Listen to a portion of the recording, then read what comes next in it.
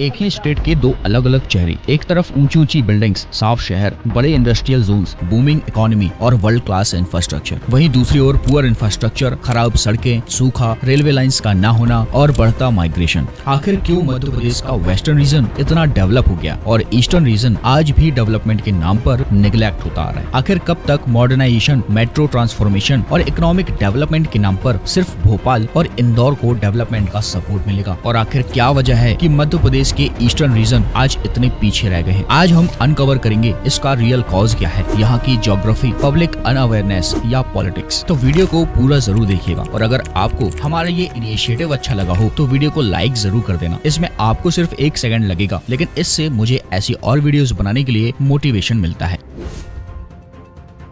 आइए सबसे पहले कुछ नंबर्स पर नजर डालते हैं। आज मध्य प्रदेश का वेस्टर्न रीजन पूरे स्टेट की जीडीपी में 70% का कंट्रीब्यूशन करता है और अकेले इंदौर की पर कैपिटा इनकम 2.4 लाख रुपए है, जबकि ईस्टर्न रीजन के रीवा जैसे शहर की पर कैपिटा इनकम सिर्फ 1.1 लाख रुपए है। स्टेट की 80% industrial factories western Madhya Pradesh में आती हैं, जैसे इंदौर, पीथमपुर, देवास और मालनपुर। वेस्टर्न रीजन में कैश क्रॉप्स जैसे सोयाबीन और कॉटन का लार्ज प्रोडक्शन होता है, जबकि ईस्टर्न रीजन में व्हीट और पल्सेस का प्रोडक्शन सबसे ज्यादा होता है, जिसके कारण दोनों रीजन के किसानों की इनकम में एक मेजर गैप देखने को मिलता है। जहां वेस्टर्न मध्य प्रदेश के किसानों की एवरेज इनकम 1.8 लाख रुपए पर ईयर है, वहीं ईस्टर्न मध्य प्रदेश के किसानों की एवरेज इनकम 48,000 रुपए सालाना है। इनके लैंड होल्डिंग साइज में भी काफी डिफरेंस देखने को मिलता है। वेस्टर्न मध्य प्रदेश के किसानों के पास एवरेज 2.5 हेक्टेयर जमीन है, जो फर्टाइल और कंसोलिडेटेड है। वहीं ईस्टर्न मध्य प्रदेश के किसानों के पास एवरेज 1.2 हेक्टेयर जमीन है, जो पथरीली है। इरिगेशन के मामले में वेस्टर्न एमपी के पास मेजर डैम्स और वाटर बॉडीज हैं, जैसे Indira Sagar dam, Gandhi Sagar dam, Jawahar Sagar dam और ओमकारेश्वर परियोजना, और इसलिए यहाँ का 85% फार्मलैंड इरिगेटेड है, जबकि ईस्टर्न एमपी का सिर्फ 28% फार्मलैंड इरिगेटेड है, जो ज्यादातर मानसून पर डिपेंड करता है, और इसलिए यहाँ की लगभग 60% क्रॉप्स ड्राई ईयर में खराब हो जाती है।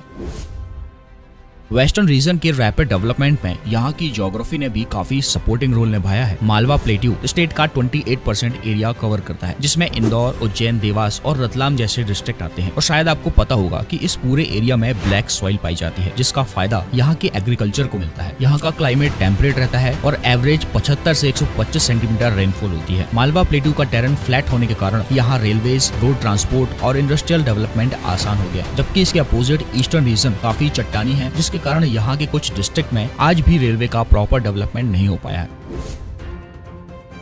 आज इंदौर और भोपाल गोल्डन क्वाड्रिलेटरल के थ्रू सीधे दिल्ली और मुंबई से कनेक्टेड है, जिससे इनके बीच ट्रांसपोर्ट आसान हो जाता है। रोड इंफ्रास्ट्रक्चर के अलावा यहाँ मेजर रेलवे जंक्शंस हैं, जो इस रीजन को इंडिया के बड़े शहरों से कनेक्ट करते हैं। और अगर एयर कनेक्टिविटी की बात करें तो मध्य प्रदेश के 2 बड़े इंटरनेशनल एयरपोर्ट इंदौर और भोपाल में ही है, जबकि ईस्टर्न एमपी के जबलपुर और रीवा में एयरपोर्ट तो हैं, लेकिन इनसे बड़े शहरों को कनेक्ट नहीं किया गया।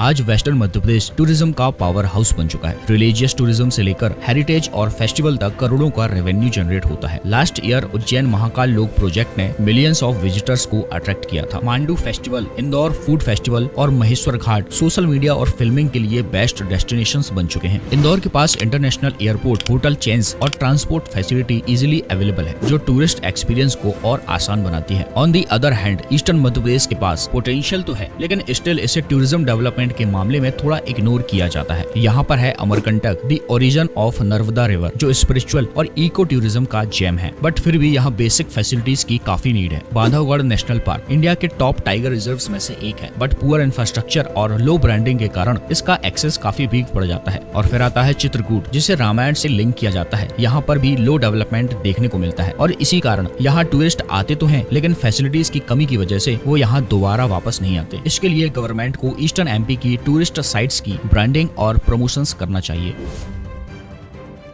आज मध्य प्रदेश की एडमिनिस्ट्रेटिव कैपिटल भोपाल और मध्य प्रदेश की इकोनॉमिक कैपिटल इंदौर दोनों ही वेस्टर्न रीजन में आते हैं और ज्यादातर पॉलिटिकल पर्सनैलिटीज भी इन्हीं रीजन से बिलोंग करती है। बजट एलोकेशन और इंफ्रास्ट्रक्चर डेवलपमेंट स्कीम्स ज्यादातर इंदौर और भोपाल रीजन को ही डेडिकेटेड होती हैं और ईस्टर्न मध्य प्रदेश के डेवलपमेंट की डिमांड्स को लाडली बहना योजना जैसी स्कीम्स के थ्रू डाइवर्ट कर दिया जाता है। आज इसलिए ईस्टर्न मध्य प्रदेश में डेवलपमेंट का एग्जीक्यूशन बहुत वीक है। यहाँ रोड्स, स्कूल या हॉस्पिटल्स के प्रोजेक्ट या तो डिले होते हैं या इलेक्शन के टाइम पर जल्दबाजी में में पुअर क्वालिटी के बना दिए जाते हैं। बट ऐसा नहीं है कि ईस्टर्न मध्य प्रदेश का बिल्कुल भी डेवलपमेंट नहीं हुआ, लेकिन जो अटेंशन वेस्टर्न मध्य प्रदेश को मिलता है वैसा ईस्टर्न मध्य प्रदेश को कभी नहीं मिला। और सिर्फ यही नहीं, चाहे एजुकेशन हो, हेल्थ केयर हो या वुमेन लिटरेसी की बात हो, हर जगह ईस्टर्न मध्य प्रदेश पीछे है। नेशनल फैमिली हेल्थ सर्वे 5 के डेटा के अकॉर्डिंग मध्य प्रदेश में सिर्फ 29% वुमेन ने 10th तक अपनी एजुकेशन को कंप्लीट किया है, जबकि इसका नेशनल एवरेज 41% है। और आज मध्य प्रदेश के हर 10 में से 6 बच्चे बेटर एजुकेशन के लिए इंदौर या भोपाल जैसे बड़े शहरों की तरफ देखते हैं। आज पन्ना, सिंगरौली और सीधी जैसे रीजन्स मिनरल रिच हैं, लेकिन फिर भी यहाँ के लोग गरीब हैं। इसका रीजन लोकल लोगों को डिस्प्लेसमेंट मिलता है, जॉब्स नहीं। तो दोस्तों, आपके हिसाब से इस अनफेयर डेवलपमेंट के लिए कौन जिम्मेदार है और इसका सॉल्यूशन क्या है? क्या मध्य प्रदेश को 2 स्टेट्स में डिवाइड कर देना चाहिए या सिर्फ गवर्नेंस बेटर करने से काम चल जाएगा? कमेंट चैनल को लाइक, शेयर और सब्सक्राइब करना ना भूलें और कमेंट करके हमें बताएं